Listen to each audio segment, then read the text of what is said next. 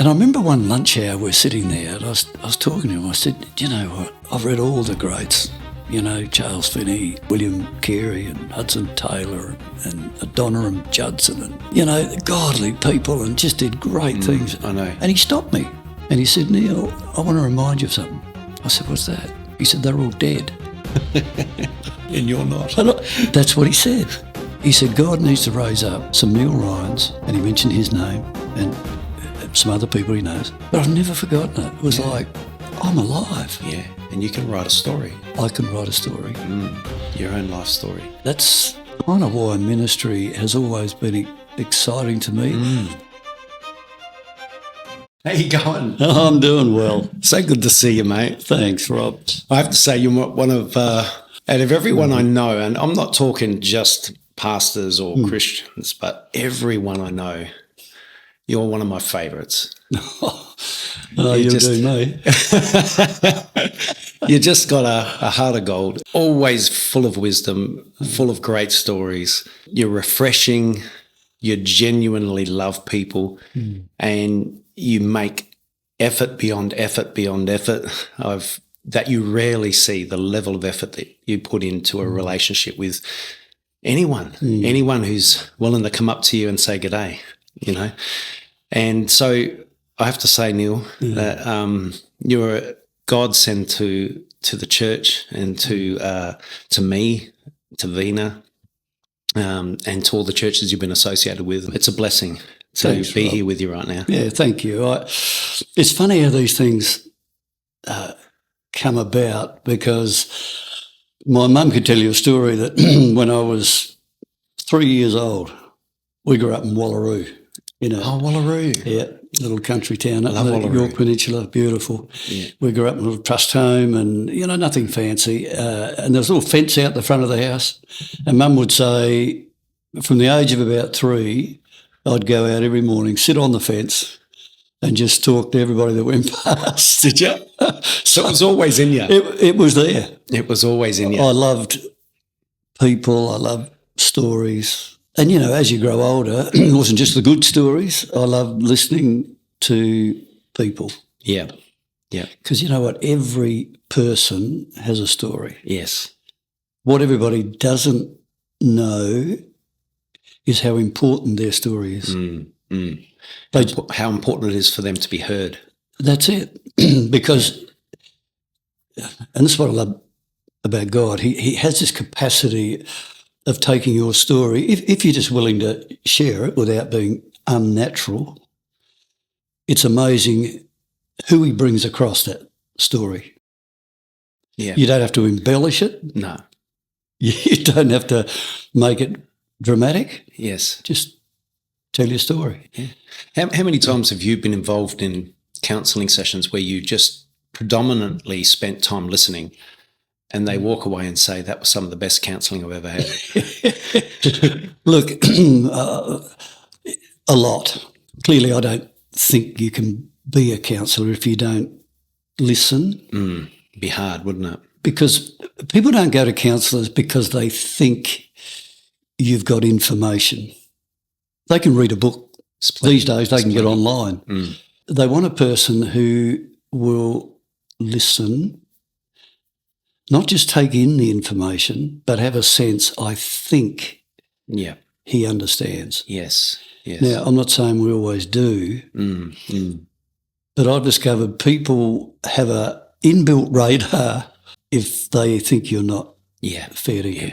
And so what people don't know with me as a counsellor, I mean, I'm one of these blokes, I'm sort of a frustrated everything. I mean, what do I want to do when I grew up? I didn't know. I wanted to be, you know, a number one tennis player in the world. Yeah. Number one footy player. Number one footy player. Yeah. Then I wanted to be a lawyer. I wanted to be a school teacher. I wanted to be a psychologist, you know. So I have a passion for a lot of things. I think that's why you and I click so well, because I'm pretty much cut of the same cloth. Yeah. So what people don't know is that even right up until recent years, even now I'd do it again if I had to. If I'm counselling something, listening, hearing, quite often at the end of that session when they'd leave, I had probably 3 or 4 people, psychologists, maybe medical people, people who had been around ministry a lot. Just depending on what the issue was, I'd give them a call and I'd just say, I wouldn't mention any names, of course, and whatever. But I said, look, I feel like I've hit a dead end, or I feel like I'm almost out of my depth. And do you know, invariably, what these people would say, both male and female psychologists, they'd say, we've all been there. Yeah, right. And I remember saying to a psychologist once, are you telling me you have times when you don't know where to go? Yeah, stuff. They say regularly. Wow. But so what do they do? Keep listening. Just keep listening. Keep listening, talking. Yes, until something opens up. And it'll be evident once it comes to light. Yeah, I think so. Yeah, I love that. Yeah. Non-judgmentally. Yeah. It's important for that. Yes. What you don't want is the story that they think you want them to say. Yeah. You want to find out the story behind the story. Yeah. I can use some of this knowledge already. I do. This week I can use it. Anything I say you can use, you know that. Yeah, I know that. I have got questions for you. Good. And you've pastored for around 40 years, is that right? Yeah. That was a long time. Yep. Do you want to know quickly how it all started? Yeah. Give me the wrap. I was 18 and I had the opportunity to preach at a little church just out of Bordertown. And I went down there. Can we backtrack? Were you a Christian born into a Christian family? Yes, but gave my life to Jesus at 14. Incidentally, I wished I could tell you that what followed after that was this saintly young man who...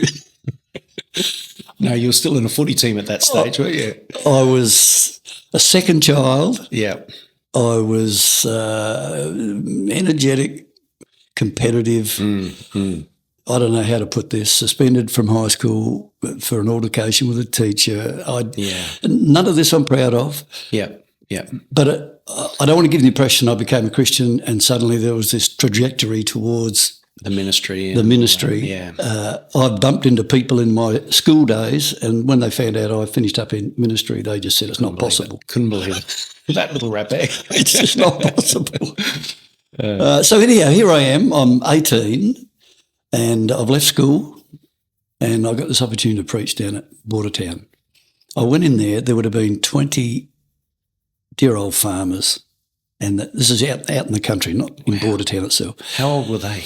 Oh, look, most of them in their 50s, 60s. Really? And an 18-year-old's coming in to preach? These young lads come in. Wow.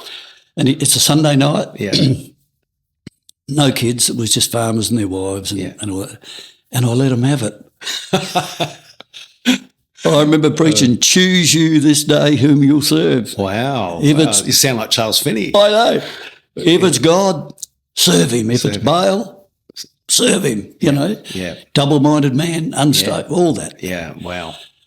And these people were so gracious. Were they? But that's a great message. It's a great message. But here I am, this 18-year-old, hitting these probably seasoned, godly farmers. And they were, I found out later. Yeah, right. And they let me absolutely rip.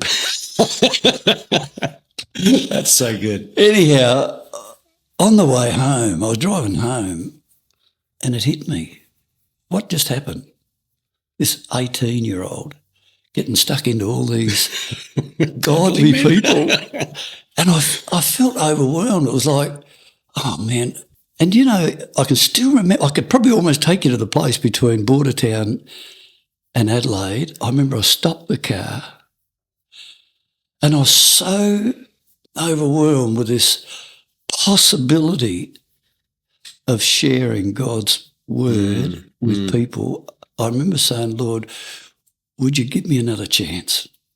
Wow. It's not that the message was a wrong message, but I felt it was more about me, sort of, you know, I was going to hit them regardless. Yep. And it was like I don't know whether it was audible, non-audible, didn't matter to me. It was like God said, not only will I give you another chance, this is what you're going to do for the rest of your life. Wow, from 18 you knew that. Yeah. Gee, that's incredible. It was unbelievable. I know I've said this to young pastors and others who want to listen, but even right up to now, if I get asked to preach, it's almost like the first time. How dare we ever take for granted the opportunity to share? Yeah. It is. It's an honour and a half, isn't it? It's an honour. Yeah, just to be able to come in and share the word of God, our great King. That's powerful. Yeah. So 18, and then how long before you became a pastor? Well, Lynn and I got married at 20. Were you dating Lynn when you were 18? I was dating Lynn from when I was 15.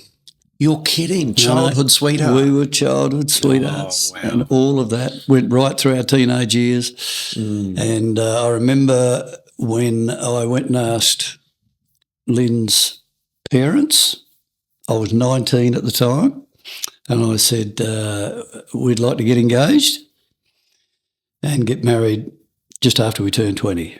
And Lynn's mum ran off into the bathroom and said, I'm not coming out. Really? What a reaction. That's classic. And I found out later that she was afraid that I was going to be the kind of husband that was always off doing my own thing. Where did she get that assumption from? Probably just from looking at me. The scruffy look, I'm like. I mean, the energy, it's always been there. Yeah. I mean, when I was a kid, I'd come home from school, go straight back to the tennis court, hit balls against the wall for an hour and a half. Yeah. Come home, get up in the morning, hit balls against the house wall. Yeah. I loved activity. It didn't matter what it was, with kids on my own. Yeah. And so when I got to 20, Lynn's mum thought, I can see you now. You're going to be off playing sport all over the place, and Lynn's going to be home cooking. And it happens to a lot of people too. It can happen. Anyhow, eventually she came out the bathroom. Gave you a consent. Gave the consent, both of them. And we were married at 20. Wow. 20 months later, we had our first child, Melanie. Wow. And when she was 10 weeks old, Lynn and I and Melanie, just 10-week-old baby, packed up the car and went off to Bible college in Sydney. Did you? Yeah. From Wallaroo? No, by that stage we were in the city. I came down from Wallaroo to live in Adelaide when I was 14 and met Lynn about 3 months later. Yeah. So why'd you have to go to Sydney? Oh, look, in those days, we wanted a Bible college that we felt gave good Bible training. Mm-hmm. I won't go into it now, but, back in the 70s, these were pretty volatile times for the church. You had all sorts of movements coming and going, Your charismatic movement was in full swing, and we had signs and wonders, and we had, churches kind of dividing over all sorts of things. Yeah, right. People were moving away from confidence in the Bible. A lot of change in the church in the 70s. And so we're trying to figure out, so if we're going to go to Bible college. So Lynn went with you to Bible college. So you both went? We're married by this stage. Wow. We've got a 10-week-old baby. Yeah. My dad gave me some instruction and said, this is not good. It's a crazy moment to be doing it. He told me, you've got responsibilities to look after them. Yeah. So it was a big move. That means you have to work and study. We did. I worked for a builder in Sydney, Christian fella. Yeah, right. And he had fallen off a roof about a year before I got there and was a paraplegic, so he couldn't build. You're kidding. No. So he hired this guy, young bloke, a builder, and I worked with this guy. As his assistant. And this guy was not a Christian.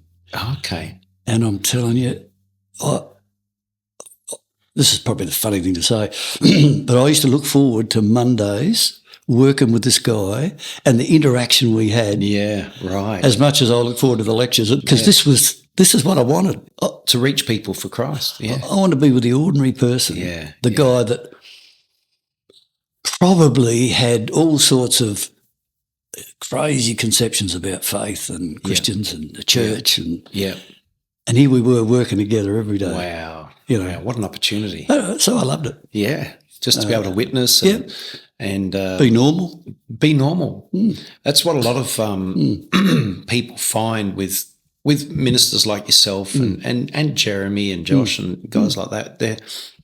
We're just normal blokes, but we have this, it's more than a conviction. It's knowing that that what we're believing about Christ is true.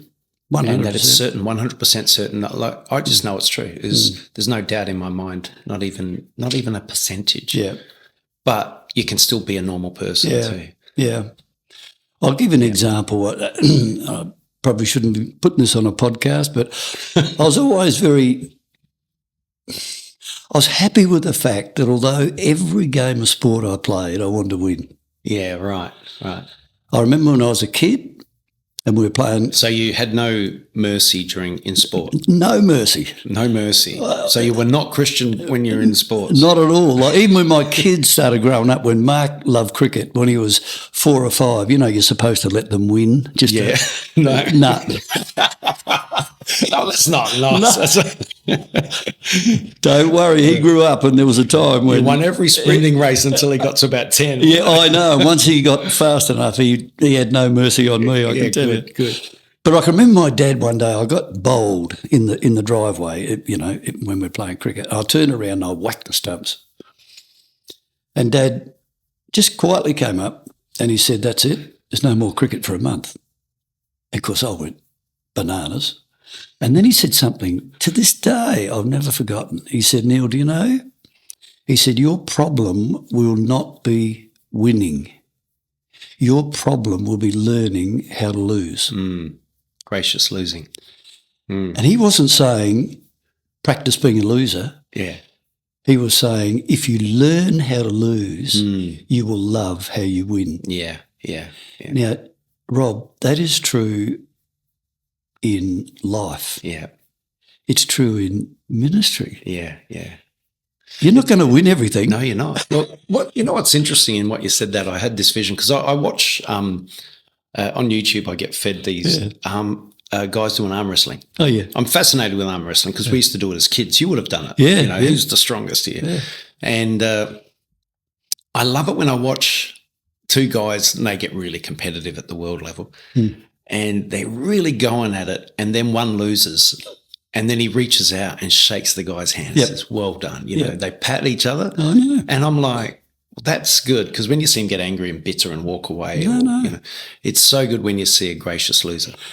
Whether we like it or not, the church is potentially the most combative place. Like, if we're honest, what you're saying is this place is open to everyone.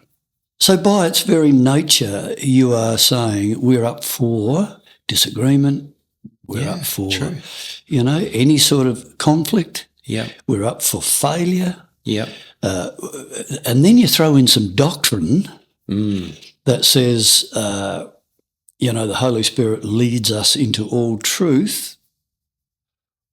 What about if he leads me into some truth that he doesn't lead you into? Or if there's a slight, what do we make of that? So I guess what I'm trying to say is that the church, in reality, I mentioned on Sunday my grandfather was a politician in Canberra. Yes. I remember him saying to me once, he said, "Neil, the thing I love about it," he said, "I know that every time I speak, at least 50% of the people are going to agree with me." Yeah. And he said, 50%. 50, is that all? Yeah. He said, probably 50, it all varies, are going to absolutely hate me. Now, do you know the problem? As a pastor, there's something subconscious that says we need to have about 99% of the people who are with us. Yeah. Now, you live with that. Every plan, every vision, every sermon, every counselling, every time somebody asks your opinion, people are watching you. Yeah. What you're wearing, what you're doing, who you're with and who you're not. And you think that you need to be 99% okay, otherwise you fail. No wonder pastors burn out. And then you throw in conflict at business meetings, church meetings, private sessions, phone calls, emails, texts. It's a tough call.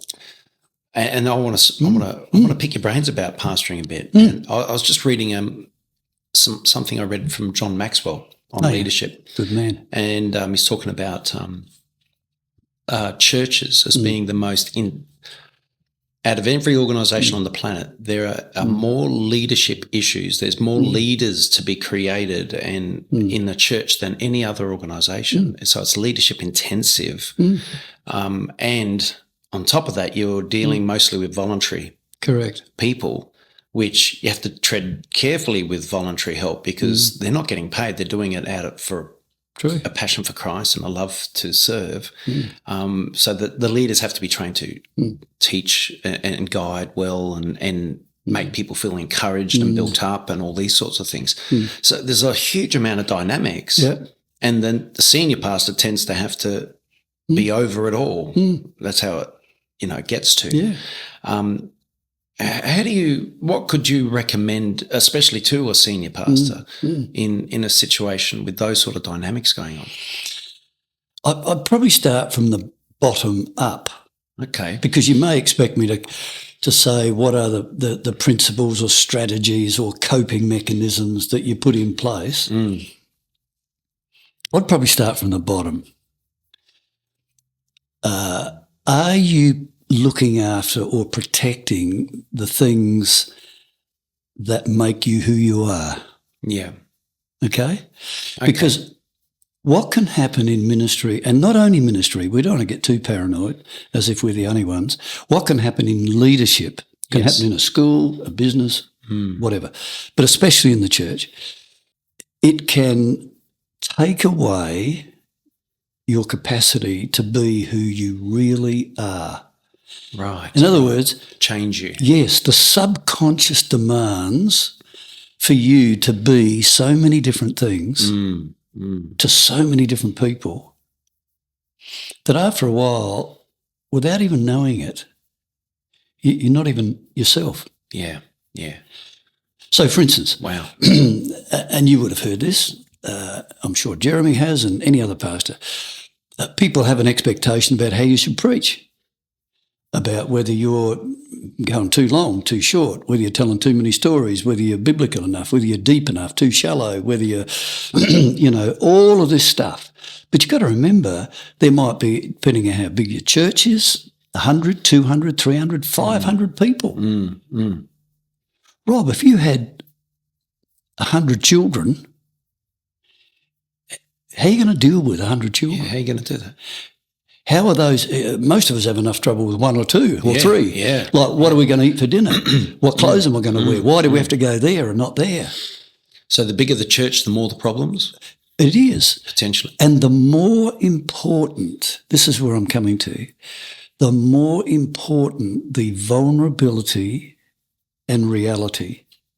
Because you understand this, the more unreality there is in the church. So if the church is all about an image, for instance, yes, you are setting yourself up for failure. Because you can't maintain image.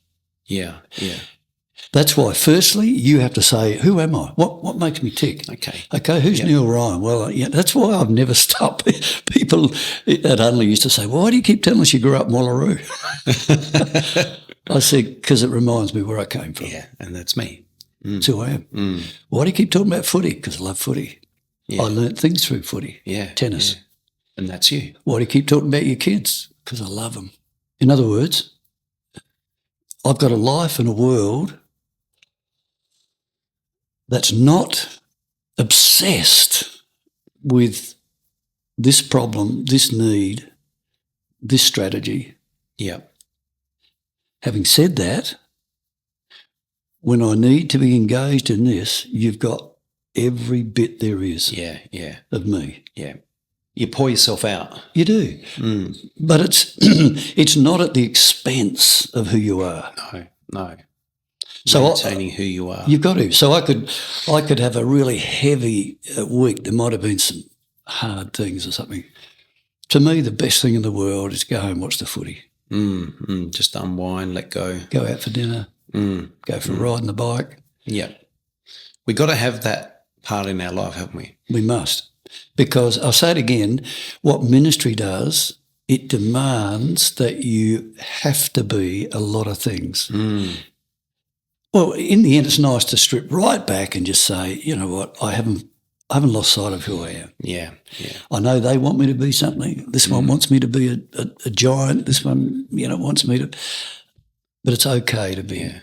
It's okay to be me. My father-in-law's got an interesting way of looking at it. He just says, like, he used to work at the Reserve Bank. Oh, yeah. And he's always in suits and ties and, having to act in a certain way, and he's meeting with, prime ministers of our country and treasurers and Sir Donald Bradman, he would pick him up personally and bring him to the Reserve Bank meetings, things like that.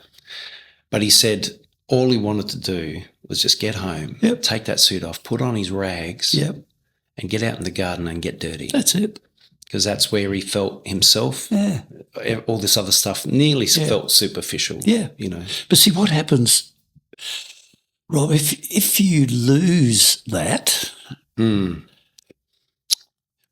what happens in the pulpit, what happens in the business meetings, what happens in the church gets reflected in an unnatural way. Yeah. My greatest longing wherever I pastored is that people would not see some guru,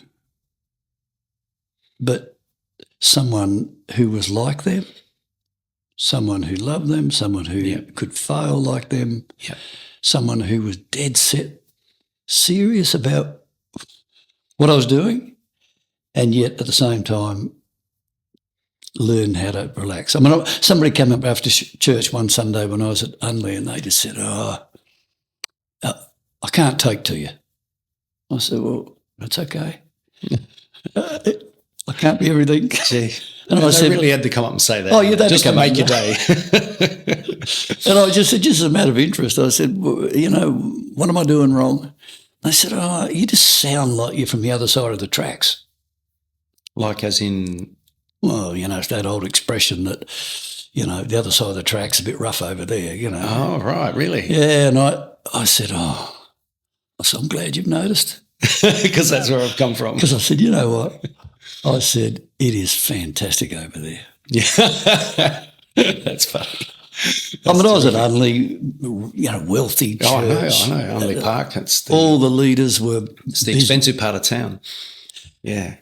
They would know what it was like on the other side of the tracks. I'm a farmer boy. Yeah. Yeah. And I found that to be encouraging. I thought, well, at least they can see I haven't tried to be an Unley Park boy. Yeah. You didn't try to change who you are to be more like them, in a sense. So I think that's important. But to go back to your question, clearly it's important to have the right people around you. Yeah. See, I'm not an administrator. Yeah. I've needed people who know way more about that. I used to say to my leaders, I need you to be able to do what I can't. My job is to make sure that you're doing it with the right heart. Yeah, right. Wow. Because I said, if you do it like you're the executive director of a business, that's going to impact the church. Gee, we can all use that. Every leadership level in a church, we can encourage those under us to have that attitude as well. Do it with the right heart. That's what I said to the band. Yeah. I said, talent is a dime a dozen. Correct. There is thousands of people out there better than us. Yeah. But those that can worship in spirit and truth, that's it. The right heart, that's who I'm looking for. Yeah. And you guys have that. And well, I think I mentioned to you just off camera that one of the elders said to me in my early days at Unley that he said, we brought you here and we can get rid of you like that. And he snapped his fingers. And I remember I looked at him and I'm only 39, he's probably 65, he's been in management all his life and he's probably hiring and firing and all that sort of stuff. And I remember, I won't mention his name, but I said, you know what? I said, every morning I jump up and I look in the mirror and I say, God, I don't know what's coming. But I said, I want this bloke that I'm looking at just to be used in some way. Is that possible? Some way by you. Yeah, well. And then I looked at this elder, I said, are you doing that? Yeah. Could you do that? Could you do that? Wow, that's good. What brings you to a meeting to have to tell me that you can dismiss me at flexing. the flick of a finger?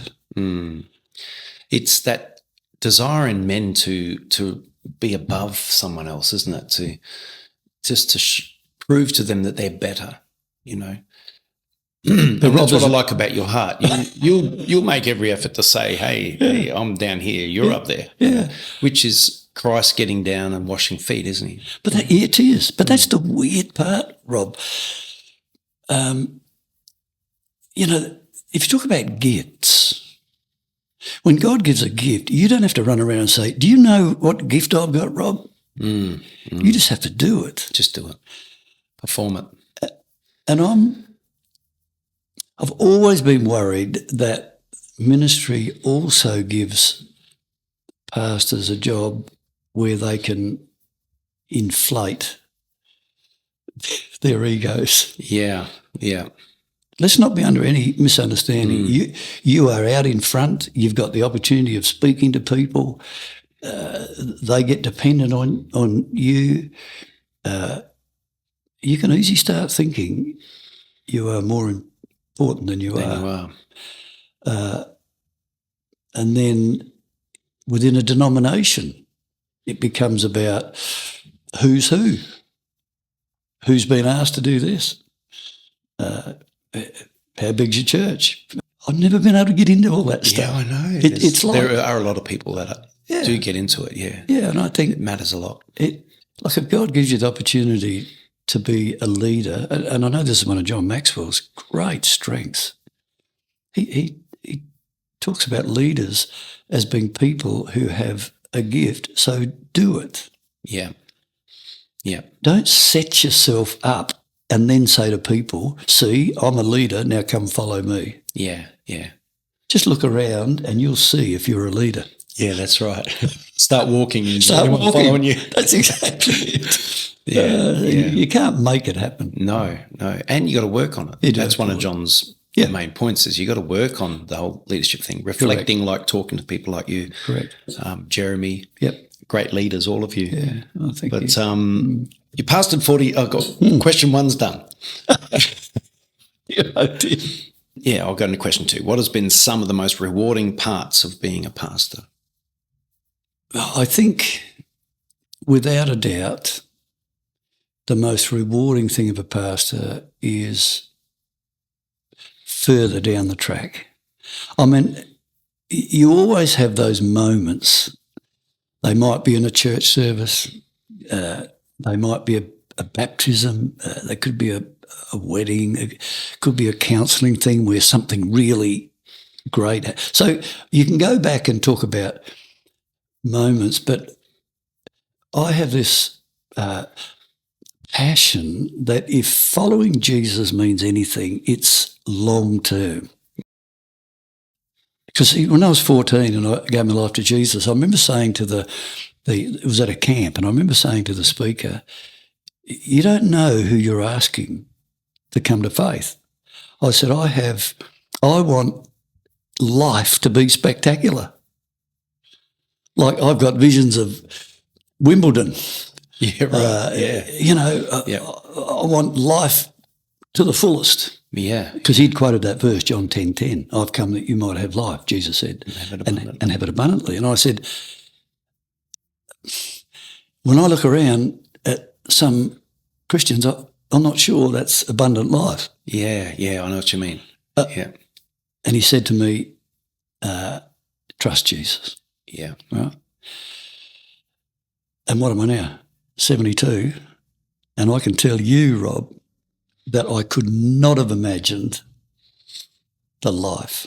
The abundant life you've had. The diversity. Yes. The excitement, the terror, the achievement, the loss. I never thought, we had no money. I never thought, to us going on holidays to Victor Harbour was a big event.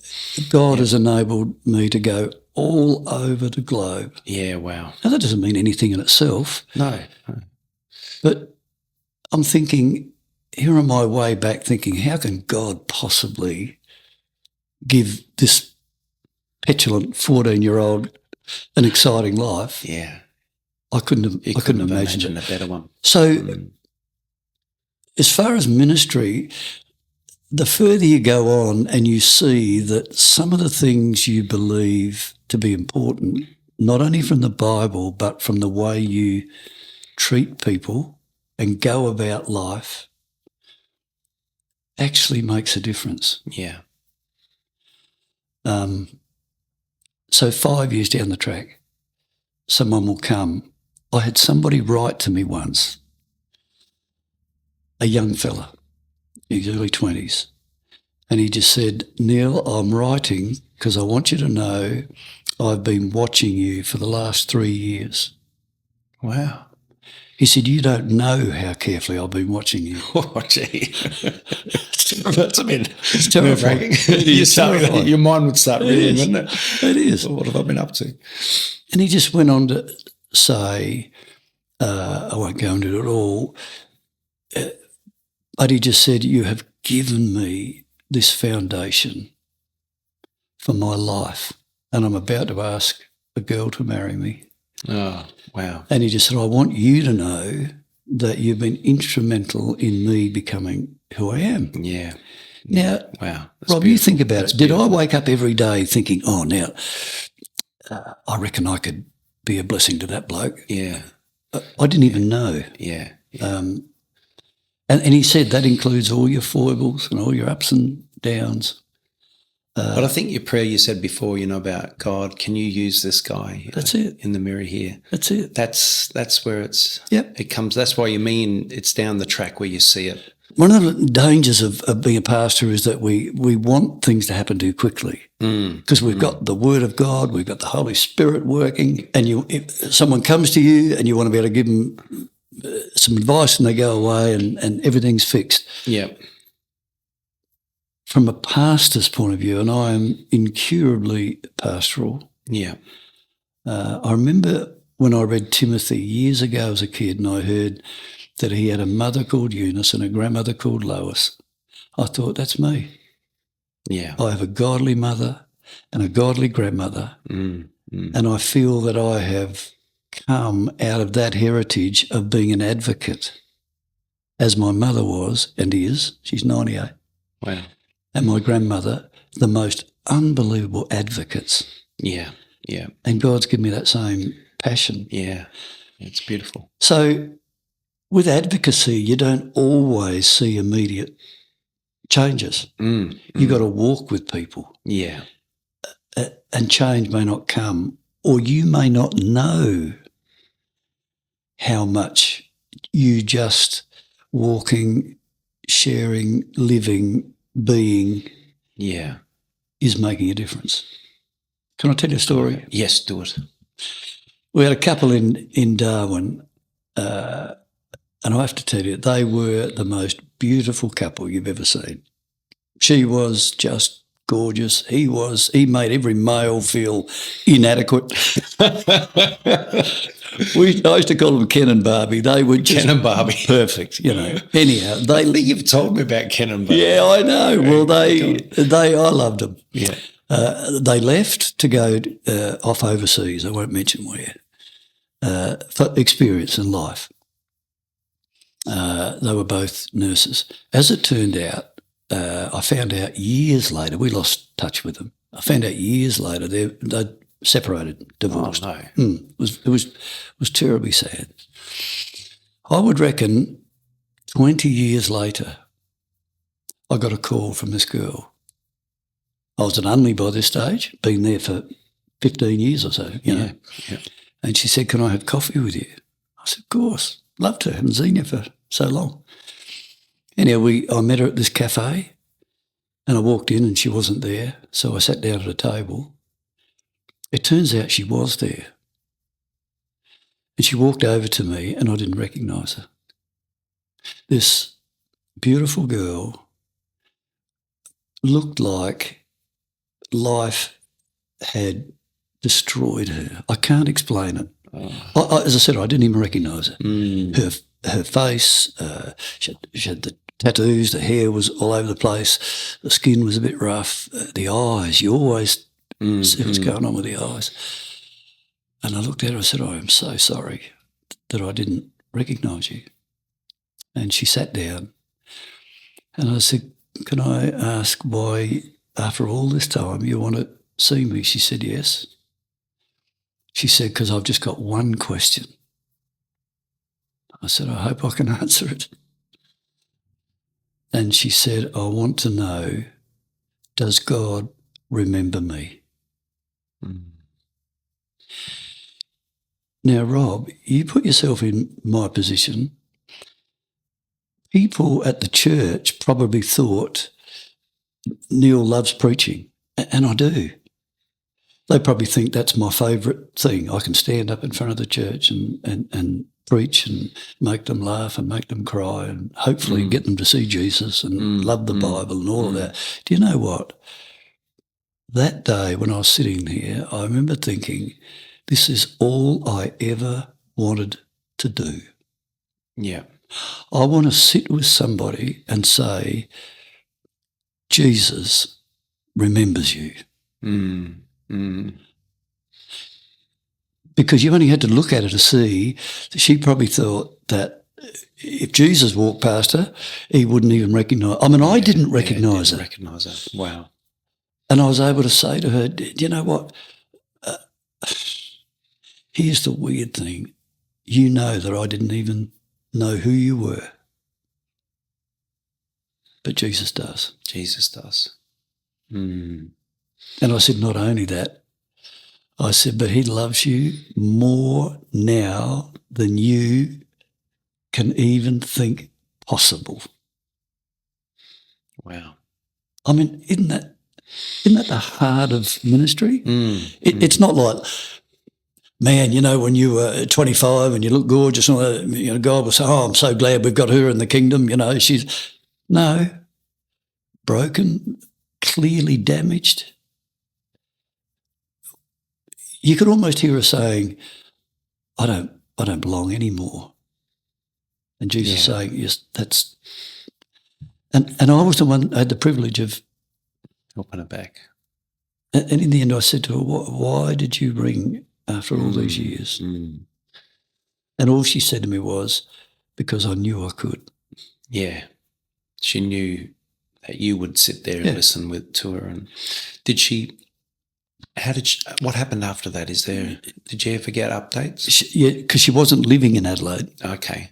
But she was in Adelaide at the time. I have followed up, and look, it's been a painful journey because during those 15 or 20 years some horrible things happened. But she is following Jesus again. Is she? That's beautiful. It's how can I put this? You know, some people who grow up like the older brother in The Prodigal Son, you know, there's not a lot of difference before they're saved and after they're saved. Yeah. They just keep doing, and sometimes you get people like that get a bit upset because the prodigals seem to get more attention. Yes. And there's no doubt that people who get converted later in life and they get converted out of drugs and rock music, and the church almost says, "Wow, look at them. Hasn't God been amazing?" Yeah. So what I'm saying about this lass is that sometimes we have this expectation, doesn't matter where we've come from in life, and we meet Jesus, or we get brought back to faith, that if we do this, this and this, we're all going to finish up looking the same. Doesn't happen. Rob, you became a Christian later in life. Yeah. Out of atheism.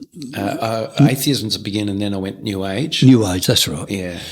So your Christian life and your ministry is going to be shaped a bit because of that. Yeah, yeah. I won't go into it all. Yeah, I know exactly what you're saying. Yeah. But we shouldn't discount that, because God was at work in your life way before you became a Christian. Yeah. So he's put you in the body of Christ now with the kind of experience, background, gifts, and you can use that in a way that's different to somebody who's either just grown up in the church, or somebody who's come out of a very different background. It is amazing because it's, seeing you preach on the weekend was just wonderful, because I haven't heard you preach in a long time. So, and very emotional message too, Pastor. It, brought a tear to my eye, and it was powerful. It was a very powerful message. In every way, it was just beautiful to hear. And your message hit hearts, hit the right place, got a hold of us, and we grew out of it. And we came out of there feeling changed, and yet your life, and that comes from your life and everything that has come. Yet, that's what I like, is you don't change, you just are who you are. Then, as this is what you're saying earlier, and then Jeremy gets up and preaches. Yeah, he's got this whole different dynamic going totally on. Different. Yeah, but equally as great and as exciting and emotional at times. And, and then now Josh, Josh, the same sort of things going on there, completely different ministry again. Yeah. And that's what's the beauty of it is because you can watch, especially like me, as a preacher, and I'm thinking, I don't know how I'm going to fare if I ever speak up there, these guys are just so good. But taking from what you said, it's just, you got to be true to who you are. Look, I need to say this just so that people know, because over the years, and this is not me, other people have talked about, the preaching and how they've benefited from it and all that. What people probably don't know, when I listen to Jeremy, I just sit there and think, oh, Lord, I wish I could preach like that. And then I listen to Sunday, Josh. Josh, yes. And he gets up and I think, oh, man, he's got such a gift. Yeah. I can't do that. I can't do what he did. Yeah. I could give it a go. But he can't do what you do. Neither can Jeremy. And that's the thing that's I love. Beautiful. And they sit there and go, wow, I wish I could preach like that. I know. Well, do you know what? I remember one time I was at Gateway and I was preaching away there, and there used to be a fellow sit down the front. I think he's with the Lord now. Anyhow, he used to shout out a bit. Yes. Encourage you and whatever. And I was firing up, and I made some point, and all I heard him say was, keep going, brother, give us some more, like this. And I remember looking at him saying, I just gave you everything I got. I haven't got any more to give. This is where I go quiet. I know. It's that funny thing where you think, oh, man, that's it. Where do I go from here? Yeah. And that's where you got to be honest. It's not a show. It's not. This is where the culture has changed a bit in recent times. Like in the old days, in the 70s and 80s, we loved music for what they were. And the bands all had their own unique thing. It wasn't Battle of the Bands then. No. Then they bring in this, Australian Idol and Australia's Got Talent and all these battling shows where someone has to be better than another. Yep, the X Factor. And so everyone looks at bands as if that band is here, that band is there. And that we do that in everything now. We look at pastors, he's the best, he's not as good. And we even rate ourselves in relation to each other.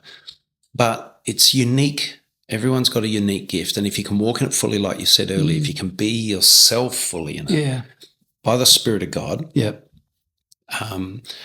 your ministry can be, as powerful as anybody. Even Paul said he didn't come with eloquent preaching. Isn't that amazing?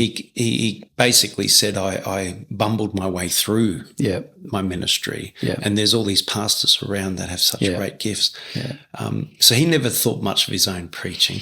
No, it's amazing. Look, here's where things happen that you don't know how important they are. I remember I was 19 and at that stage, if you go back, I've got this passion to preach and passion to be used by God and all that. And as it turned out, I lost my job in the insurance company I was in at that stage. So you're an insurance salesman as well? I told you, I didn't know what I wanted to do. I was in the claims department. So no. I mean, before that, I was in the police academy. I was going to be a police cadet. There's a whole bunch of stuff, but I even forget where I was going with that now. You were out of a job. You lost your job. Yeah. Oh, that's right. And I remember a fella gave me a job in a factory. So here I am thinking, what am I doing working in a factory? Lowered my level. God's called me to change the world and I'm working in a sheet metal factory and I was brazing nuts on a pole to use for totem tennis, all that sort of stuff. But the boss was a Christian. And I remember one lunch hour we're sitting there and I was talking to him. I said, do you know what? I said, I've read all the greats, Charles Finney, I've read William Carey and Hudson Taylor and Adoniram Judson and oh, man, godly people and just did great things. I know. And he stopped me. And he said, Neil, I want to remind you of something. I said, what's that? He said, they're all dead. And you're not. That's what he said. He said, God needs to raise up some Neil Ryans, and he mentioned his name and some other people he knows, and I've never forgotten it. Not for 1 minute did I think he was saying that Neil Ryan would be as great as William Carey, because I've since read about William Carey and he wasn't as great as we make him, as godly and as God used him. Mm-hmm. He had some huge flaws.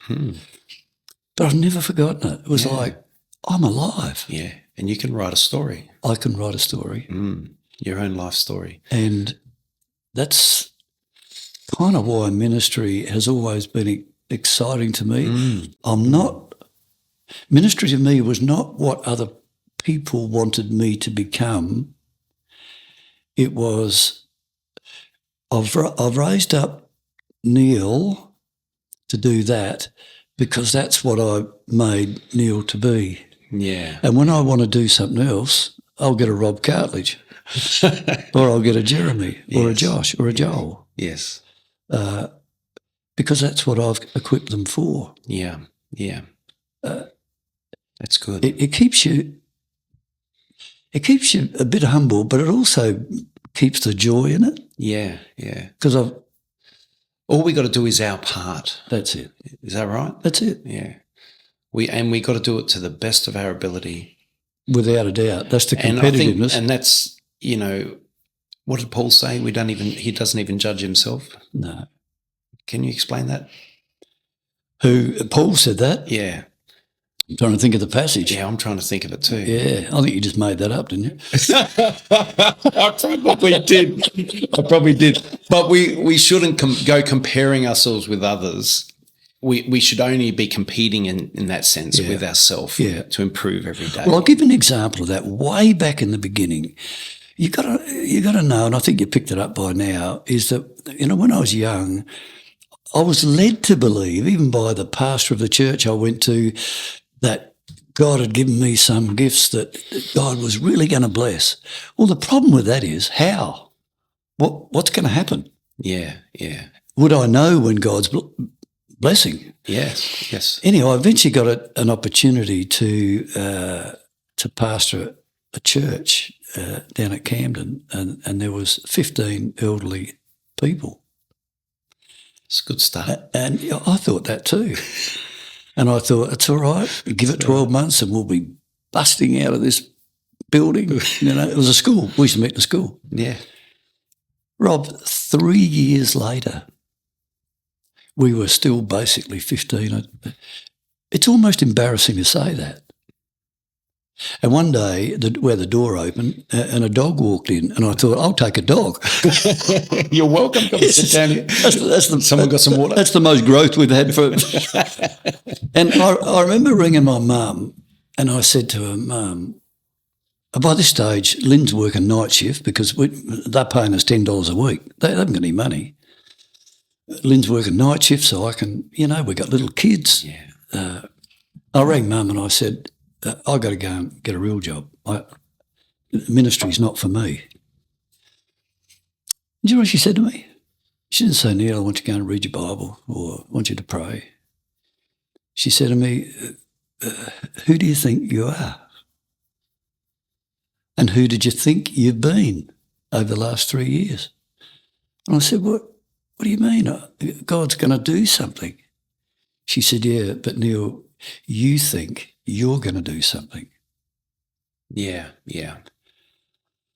Oh, blow me down. And then the next day I read, I don't know why it came up, where Jesus said, I will build my church and the gates of hell will not prevail against it.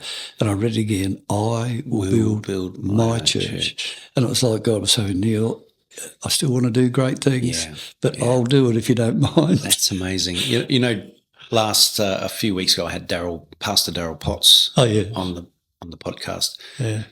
And he said when he realised that same thing, he said his job was to build the people that are coming in, to disciple them and to train them and to help them and encourage them in times they need and so on. And he says, if I did that well, God will build the church naturally. Yeah. It'll come by the Spirit. Well, do you know what happened? That is absolutely true. And it's critical, and I'm glad it happened early. Yeah. But at the same time, I got a call from New Zealand and was offered a position to head up a youth ministry in New Zealand. Wow. Young man, thought that God was going to use him to change the world, head up a youth mission that already had enormous impact around the place, or stay pastoring a church with about 15 to 20 people, the average age of about 70. And a dog. And the dog. And, Lynn and I talked about it, and this is the blessing of a wife sometimes. Lynn said to me, so who are you? Same as what Mum said. And then I'm thinking, a bit like Eunice and Lois and Timothy, I'm a pastor. I'm a pastor. Do I want to head up a youth ministry and be that kind of entrepreneurial out there, bang, bang? CEO type. CEO. I'm a pastor. And so builder of people. Yeah. So we went back and we said, no, this is... Wow. And that's tough. But, before we went to Darwin, the church had over 10 years we spent in that little place. Yeah. And, when we left, it was just such a wonderful place. Yeah. I'd like to say there were 5,000 people there. There were probably about 180. But when you've been ministering for 3 years with 15. Yeah. Oh, yeah. That's a big jump. But we loved it. Yeah. Oh, that's wonderful. Yeah. I had a similar thing just about a year or so ago. Got offered a church in Burnside. Oh, really? As a pastor. And I think it was around between 100 and 200 people there already. And I just felt it wasn't meant to be. It wasn't the thing. And then, of course, the store opened now with Jeremy as the music director. It's good for the ego, though, isn't it? It is. But I just coming off the back of 12 years in as a pastor in the setting, it just felt too close for me to be jumping straight into that. Yeah. And I think this transition into a music director position is far more up my alley at this stage, at least. You're in the right place with the right people. Yeah, the right people. And the right leaders. The support is amazing. No. They get around you, they encourage you, they build you up. You can talk through things where before, when I pastored, I didn't really have anyone to sort of call on. Rob, the people listening to this won't know, but I remember mentioning to you about 2 years ago about Gateway. Yeah. And isn't it funny that back then nothing came of it? Yes, I know. It must have been one of those moments when my eyes glazed over and I stopped listening to you and I was thinking about something else. Because that was about the same time I stopped praying for you. Yeah, so I reckon it was like that. Yeah, I know, it's interesting. I wish I took you up on that. But, Yeah, but see, maybe not. I needed to be at Spring Park, Correct. for those 2 years. Yeah. And that was a real healing, and you know, it was a beautiful time. Made some really good long-term friends there. Yeah. But you understand the importance in ministry? It's God's will, yes, being in His place. Yeah. Yes. What happened to you? Timing is not just a cute sermon about God's timing. It's what's happening in that. Yeah. So, to me, when you finally rang me up and just said, you know, I'm now going to Gateway. Yeah. I'm just thinking, this is so good. Yeah. Yeah. Because you tried to hook us up. Yeah. Like a year or two and before. I thought it was a good suggestion. Yeah. Yeah. But God knows when it's the right time, what else you've got to It's definitely deal with. It would relating it to where we've gone from when we got there. If it had happened 2 years ago, it might not have been the same sort of situation. So, but I'm glad I think you're it was there. right, and I am too. And it's amazing, and it's amazing that you had such strong connections with Gateway. Yeah, having and we ministered do. there for a year, and I felt when I went in there Sunday, it's a weird thing that you feel like you're going home. Yeah, and you don't. Yeah. That's hard to get in a genuine sense, not just being nice to people, but feel like you're going home. There's a lot of very lovely people there. Ah, terrific. Really, really nice people. No, we're blessed being there, and good. We just are looking forward. I said to Vina, I just want this to be our last church. This is where we are for life. Yeah, straight to heaven after this. Last stop. But I won't ask you that, which was what has been some of your hardest parts of being a pastor. Yeah. But I think you've glossed on over a lot of that sort of stuff. Yeah, it's important though, Rob. I won't go into it all, but the hardest part is the loneliness. It is a lonely role, which is weird because you've got a whole church. Yeah, so many people around you. But I remember, I think it might have even been John Maxwell said, you know, and this is not meant to be thought the wrong way, but you've often, the pastor is thinking 80% of his thoughts are taken with that, and the church, only 20% of the church is thinking of that. Yeah, yeah. So the church often wants the pastor to spend 80% of his time dealing with the 20%. Yeah, yeah.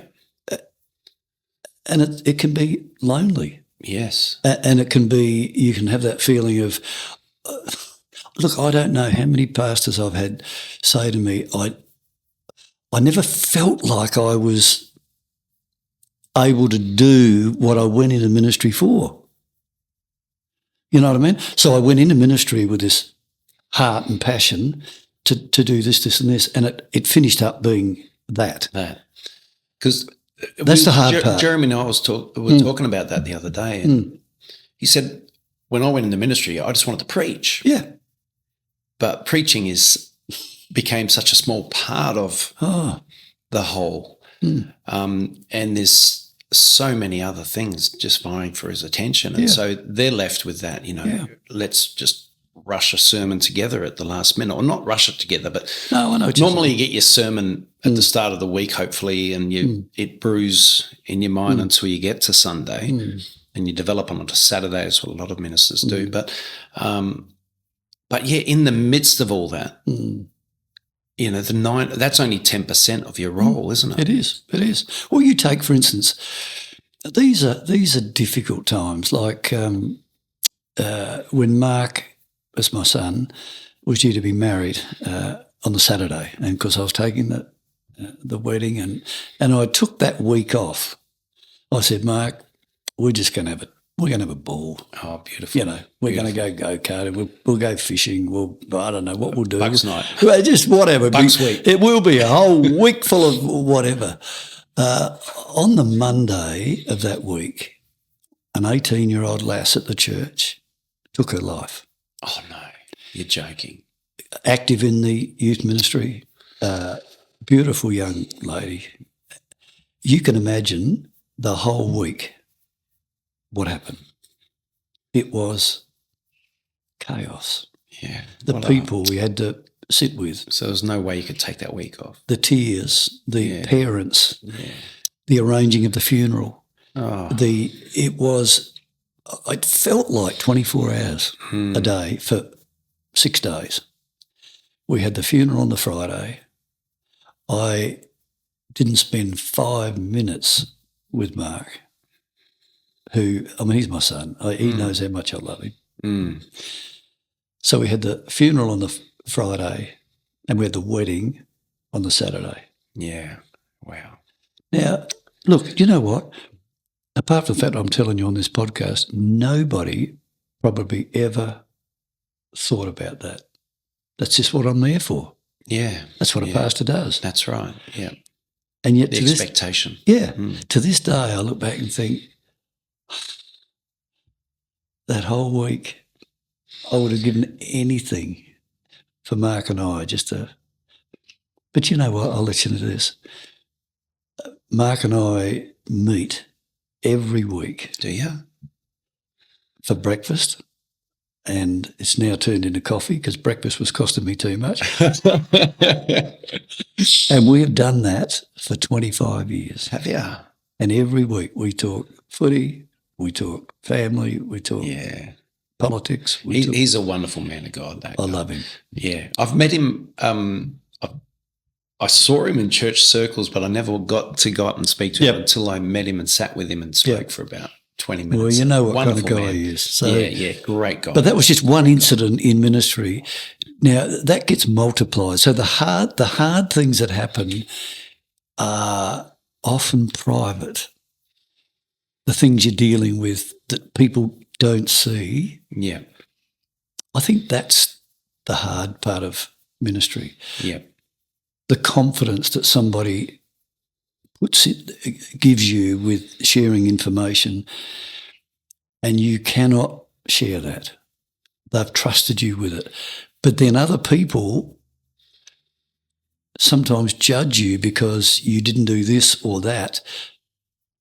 But if you're with me, you'd have to break that person's confidence to explain why you're doing this and this. Yeah. I know that sounds complex. Yeah. But often you're holding things in tension. Yes. And not everybody knows why you are doing this or that, or not doing, or things. Yeah. That's life. But that's the hardship. Yeah. But it's a privilege because leaders, I believe, part of being a leader is because that's how God equipped you. Yeah. That's why it worries me when people say, I didn't know what to do, so I thought I'd go into ministry. Yeah, no, it's definitely a calling. Yeah. They'll soon know if they're fit. That's it. Anyway, I think it's important to throw that one in. Looking at the church today, what are some of the good things you see, and what are some of the areas that you think needs work? Let's look from a evangelical church. Yeah. Today, I know generalizing can be hard, but from the perspective that the influence that the church has in the world, and the kinds of things you've seen, and what do you think needs to happen, and what are the good things? Well, I think the good things are that the church that I grew up in needed a kind of a renaissance. You know, like I grew up in the kind of church where my parents, and you got to understand, I was the luckiest man on the earth to have my mum and dad. Wow. Godly people. But they lived in their age. Yeah. So on a Sunday, for instance, you couldn't do anything. They used to drive us down the beach and we couldn't even run on the beach because it was, being active on the Lord's Day, Right. So there was a lot of what I call unnecessary baggage that came out of the Victorian era and, the church trying to be godly and all that. I think baby boomers, my generation, were part of changing that sort of tightness. Yes. Yes. And when you look what grew out of it, whether it was good or bad or not, people can judge that. But the way that church started to change. I mean, I'm out of as a little kid, the 3 hymn sandwich, you know. Well, you look at church now, we've got much more testimony, more music, more using of gifts. We talked about spiritual gifts, all of that. So I think the church now is asking the right questions. Okay, that's a good thing. Not, is it good or bad to play sport on Sunday? I know people still have convictions about that, but I'm not sure that's the right question.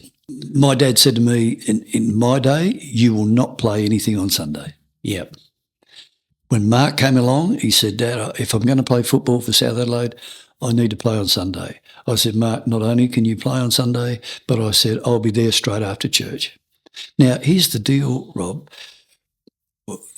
Both through Mark's testimony and all that South Adelaide knew that Mark's dad was a pastor, not because we made a point of it. We just, that's who we were. Yeah. I finished up marrying those guys, burying their parents, counselling marriages. So that's where I come from. Open out the church so that we're not this mysterious group of junkies, spiritual junkies, real people who can ask the right questions. What's faith look like to a generation that's grown up with technological madness, moral madness, gender madness. Gender madness. Everything's up for grabs. So I think the church, can you imagine the church I grew up in trying to deal with those things? Oh, they wouldn't. They couldn't deal with buying a lolly on Sunday. Yeah. Dare I say it? Well, there's no shops open to buy a lolly. There wasn't.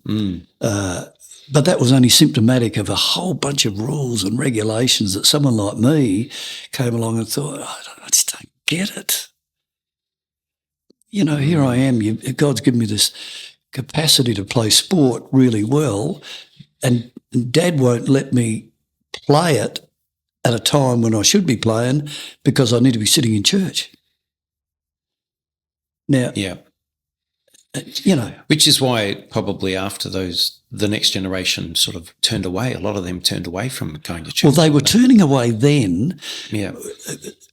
I've often said this, the church often, there's not a criticism, but the church often realises what's happened too late. We look at it and say, oh, yeah, I can actually see now that there was evidence of that. Yeah. But we didn't see it at the time. Instead of becoming all things to all men, we try to make all men become what we are.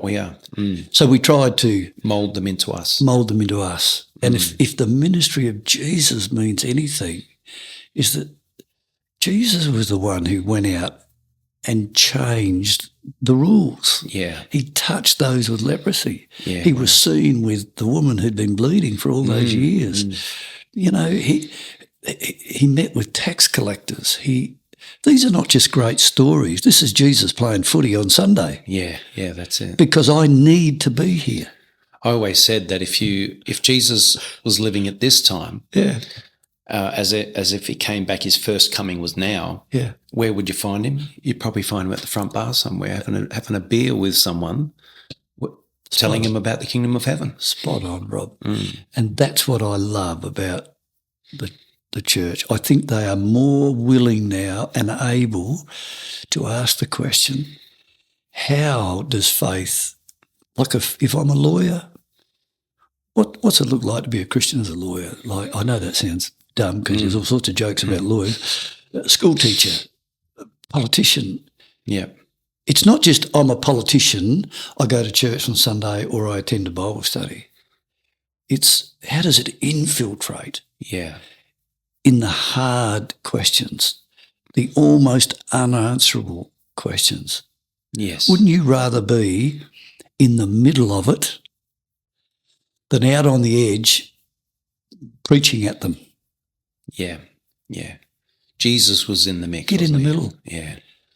I think that's a strong point of the church. And I saw it again Sunday. I mean, I know The goal of everything is not to get people in a building, church. The goal is to have people following Jesus. Jesus, yeah. But it's symptomatic when there are people in your church who traditionally would never have been there. Yeah, yeah. That says the heart of this place is open. Yeah, yeah. We're open for business. We're open for business. And I love it. I like that. I see that in Gateway. Yeah. I saw it in Spring Park too. Yeah, it is. Yeah, yeah. And I think the church now has come to a point and it's no fault of my mum and dad's era. They did what they did. That's what they did, and that's how it was. You know, it's like... and for that time, it fitted to the It was right. Mm. I mean, even the whole Billy Graham era. You look at Billy Graham and he came out of the period of the war when there was a lack of hope and a lack of a future, and he was able to preach the gospel to people who were looking for something. And he was hugely used of God. You get Billy Graham today, if we could transpose him into 2025, he'd be lucky to get a hearing. Yes. Yeah. Now, that's okay. Preaching the same kind of message. But that's okay. It's a different world. We've come through royal commissions that have said the church failed to protect children in many ways, and we've had to wear that. And so the world now has said the church has got to take responsibility for this and that. That's okay. That's reality. A lot of people testified the church judged them because, they divorced or they had a child out of marriage and the church came down like a ton of bricks. You know what I'm saying? So we've had to work through that. Yet Jesus would be writing his finger on the ground into something like that, wouldn't he? 100%. He who was without sin, let him be the first one to cast a stone. A lot of ministers forget that, how accepting Jesus was. Oh. Not to say that you're fine in your sin. He did tell the woman, sin no more after that. But he loved her and embraced her and accepted her. Well, spot on, Rob. And one of the phrases I don't think I ever used, and I'm not criticising those who have, but there was a famous statement that a lot of people used to say, God hates the sin, but he loves the sinner. Yeah. You know what? You know what we're really saying? I know it sounds like God loves you, but he really hates you. Yeah, yeah. Why don't we just say God loves you as you are? Do you know one of the things I've found? I've hardly had to try and convince people that we're all what the Bible calls sinners. We know that. Yeah. We know we've failed our wives or our children, or we've failed to work as we should have, or we've failed to keep our thoughts in line. What we need is for someone to come along and say, as you are, Jesus has come. Yeah, that's right. To do all that. And when he gets a hold of your life, like your life, he's just given you the most thrilling, exciting life, and he's transformed you. You've gone from strength to strength through it all. Yeah. But that's when we abide in him, isn't it? It is. Yeah, just trusting in his changes, trusting in the things that he's doing in us. But if you go looking for that, well, it can do your head in. It does your head in. Yeah. And that's why, in one way, one of the strengths is also the weakness of the church, because as we moved away from the cathedral kind of church where people came to the cathedral and it had an awe of holiness about it, once they stopped coming to that, my generation, which moved into the next one, thought the answer was to make it attractional. Yeah. So we could attract kids to Jesus and we could make it exciting. Yeah. We've got the best music, the best looking girls, we have more fun than you do. Video shows. And, we've got 5 big displays, screens across the front. And, we can crowd surf better. Crowd surf. And look, I don't I'm not even critical of that. Yeah, yeah. Except if we think that's what it's about. That's what's going to bring someone in the kingdom. That's it. Yeah, it's not that way. Because you can't sustain that. No. There's no crowd surfing on Monday. Yeah. And as much as some people get into it, someone else will come in and be disgusted by Correct. it.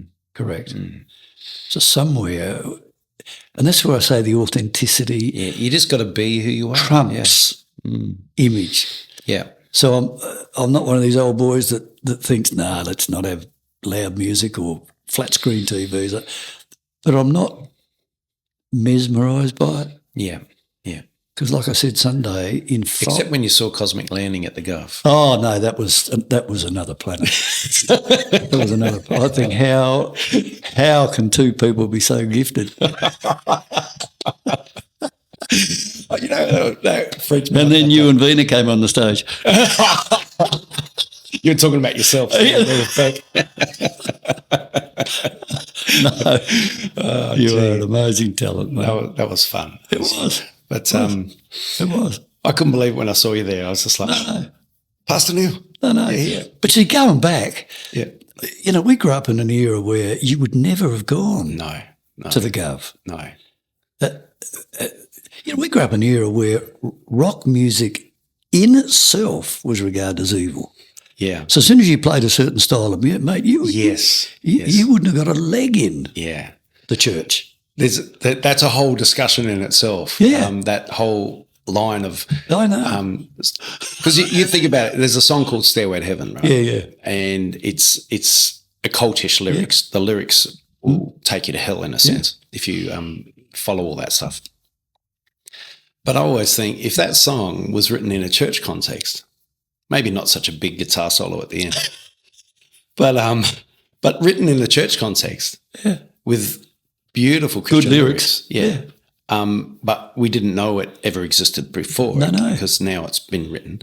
That would have been one of the most beautiful Christian songs you've ever heard, but it was written and I get you. Laced with satanic lyrics. Yeah. So there is that sort of thing. And being a musician, there is certain ways of playing music which are deeply satanic. Yeah. Yeah. I don't know if you know much about No, you are in another world from me with that. Yeah. I taught myself the guitar and that's as far as it went. That's it. C, D and G seventh or whatever it is. I'd like to hear you do. I'd like to hear you sing me a song. Neil, it's been an absolute pleasure, and I think I don't know what the time is, but I reckon we've been going a while. Have we?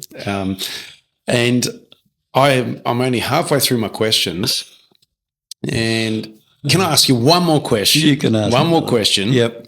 Describe the perfect church. Describe the perfect church. Well, it's two has things. To be the perfect one. Like the perfect. If Jesus was the pastor. Yes, the perfect church is. I'll use this word again because everybody knows it's my favourite word. It's just authentic. Okay. It's authentic. I mean, nobody's trying to be better than they are. Yeah. Because the one thing that marks out Jesus was his authenticity. Now, we tend to say it was because he was the Son of God. But when he got tired, he went off into the mountain. Yeah.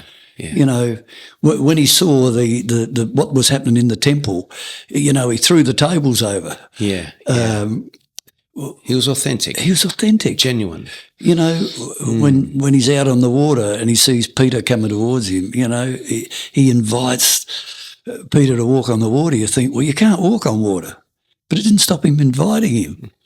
There was an authenticity that the perfect church is one where Jesus allows us to be so basic, but on the other hand, where we feel that invitation that, come on, come walk on water. Beautiful. So there's the ordinary, which is most of life. Yes, and the supernatural. And every now and then it's like, come on.